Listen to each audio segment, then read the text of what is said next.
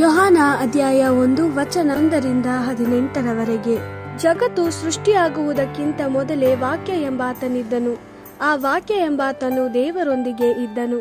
ಆ ವಾಕ್ಯ ಎಂಬಾತನೇ ಸ್ವತಃ ದೇವರಾಗಿದ್ದನು. ಆರಂಭದಲ್ಲಿ ಆತನು ದೇವರೊಂದಿಗೆ ಇದ್ದನು. ಎಲ್ಲ ವಸ್ತುಗಳು ಆತನ ಮೂಲಕ ನಿರ್ಮಾಣಗೊಂಡವು. ಆತನಿಲ್ಲದೆ ಯಾವುದೂ ನಿರ್ಮಿತವಾಗಲಿಲ್ಲ. ಆತನಲ್ಲಿ ಜೀವವಿತ್ತು. ಆ ಜೀವವು ಮನುಷ್ಯರಿಗೆ ಬೆಳಕಾಗಿತ್ತು. ಬೆಳಕು ಕತ್ತಲೆಯಲ್ಲಿ ಪ್ರಕಾಶಿಸುತ್ತದೆ, ಆದರೆ ಕತ್ತಲೆಯು ಬೆಳಕನ್ನು ಮುಸುಕಲಿಲ್ಲ. ಯೋಹಾನ ಎಂಬ ಒಬ್ಬ ಮನುಷ್ಯನನ್ನು ದೇವರು ಕಳುಹಿಸಿದನು. ಯೋಹಾನನು ಬೆಳಕಿನ ಬಗ್ಗೆ ಜನರಿಗೆ ತಿಳಿಸುವುದಕ್ಕಾಗಿ ಬಂದನು. ತನ್ನ ಮೂಲಕ ಎಲ್ಲ ಜನರು ಬೆಳಕಿನ ಬಗ್ಗೆ ಕೇಳಿ ನಂಬಿಕೊಳ್ಳಲೆಂದು ಅವನು ಬಂದನು. ಯೋಹಾನನೇ ಆ ಬೆಳಕಾಗಿರಲಿಲ್ಲ, ಆದರೆ ಯೋಹಾನನು ಬೆಳಕಿನ ಬಗ್ಗೆ ಜನರಿಗೆ ಸಾಕ್ಷಿ ನೀಡಲು ಬಂದನು. ನಿಜವಾದ ಬೆಳಕು ಈ ಲೋಕಕ್ಕೆ ಆಗಮಿಸಲಿತ್ತು. ಈ ನಿಜವಾದ ಬೆಳಕೆ ಎಲ್ಲ ಜನರಿಗೂ ಬೆಳಕನ್ನು ಕೊಡುತ್ತದೆ. ವಾಕ್ಯ ಎಂಬಾತನು ಆಗಲೇ ಈ ಲೋಕದಲ್ಲಿದ್ದನು.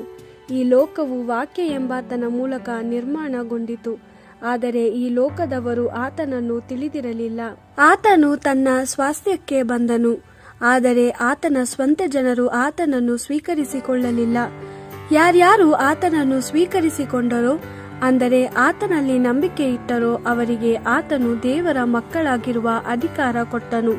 ಇವರು ರಕ್ತದಿಂದಾಗಲಿ ಕಾಮದಿಂದಾಗಲಿ ಪುರುಷನ ಸಂಕಲ್ಪದಿಂದಾಗಲಿ ಹುಟ್ಟಿದವರಲ್ಲ, ಇವರು ದೇವರಿಂದಲೇ ಹುಟ್ಟಿದವರು. ವಾಕ್ಯ ಎಂಬಾತನು ಮನುಷ್ಯನಾಗಿ ನಮ್ಮೊಂದಿಗೆ ವಾಸಿಸಿದನು.